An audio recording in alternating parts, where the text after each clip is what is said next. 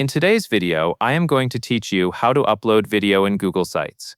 This is a simple way to add a video to any page on your site, either from YouTube or from your own video file stored in Google Drive. Adding video can make your page more engaging and can help visitors understand your content faster. First, open your Google site in your web browser. You can do this by going to the Google Sites editor where you manage your site. Make sure you are in editing mode so you can place new content on the page. If you have multiple pages, navigate to the specific page where you want the video to appear before you insert anything. Next, look to the right-hand sidebar and click the Insert tab. This is where you will find the tools for adding different types of content, such as text boxes, images, and embedded items, including video. In the Insert panel, choose the option that matches where your video is coming from. If your video is on YouTube, select YouTube. If you are uploading a personal video file, select Drive, since Google Sites pulls those video files directly from your Google Drive storage.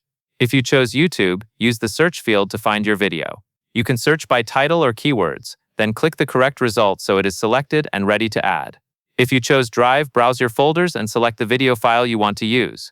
Take a moment to confirm you have the right file, especially if you have multiple versions. Once your video is selected, click Insert or Select depending on what you see. Google Sites will place the video onto your page. After the video appears, click and drag to resize it, and drag its position to place it exactly where you want. A slightly larger size usually improves visibility, but keep it balanced with your other page content so it looks clean and organized.